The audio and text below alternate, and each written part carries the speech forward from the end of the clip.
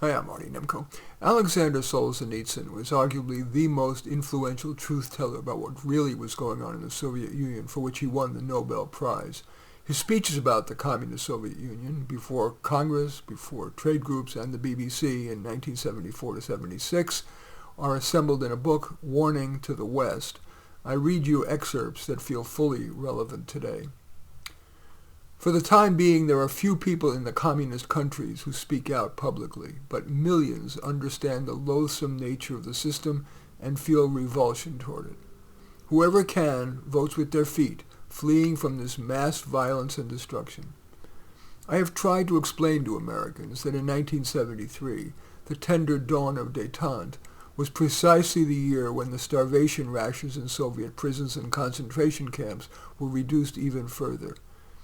And in recent months, when more and more Western speechmakers have pointed to the beneficial consequences of détente, to retain the Soviet Union's supremacy in the invention of forced labor camps, its prison specialists have now established a new form of solitary confinement, forced labor in solitary cells. That means cold, hunger, lack of fresh air, insufficient light, and impossible work norms. The failure to fulfill these norms is punished by confinement under even more brutal conditions. Here in the West, what we see is adults deferring to the younger generation, carried away by shallow, worthless ideas, professors scared of being unfashionable, journalists refusing to take responsibility for the world they squander so easily, universal sympathy for revolutionary extremists. The West admired what they called the unprecedented experiment in the USSR, while we were being strangled by its cancerous tentacles, with millions of hard-working peasants sent in midwinter to die in Siberia. Every day in the Soviet Union, psychiatrists murder people with their hypodermic syringes merely because they do not think along accepted lines or believe in God. Not a single Western newspaper printed photos or reports of the famine. Indeed, your great wit, socialist George Bernard Shaw, even denied its existence. Famine, he said? I've never dined so well or sumptuously as when I crossed the Soviet border.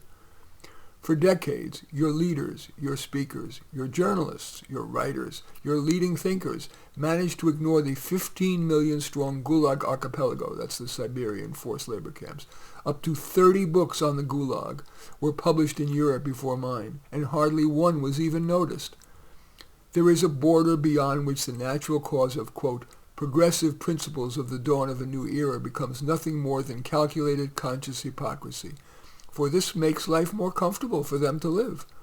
And when those millions of Soviet citizens dared to flee from their oppressors, or even to initiate national liberation movements, our freedom-loving Western allies disarmed them, bound them, and handed them over to the communists to be killed. They were sent to labor camps in the Urals, where they mined uranium for the atom bombs which were to be used against you. Nor did you shrink from using the butts of your rifles on 70-year-olds, those very men who had been British allies in World War I. They now were hastily handed over to be murdered.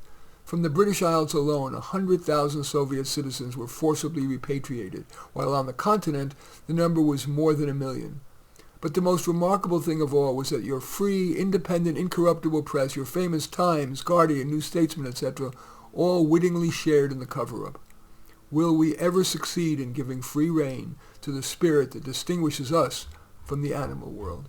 Anyway, that's from the book Warning to the West, an assemblage of Alexander Solzhenitsyn's speeches.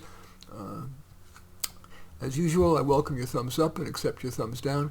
I always look forward to your comments, and especially like it if you hit the share button below. Share on your social media so that my efforts can have broader impact. And I am flattered if you choose to subscribe to my channel.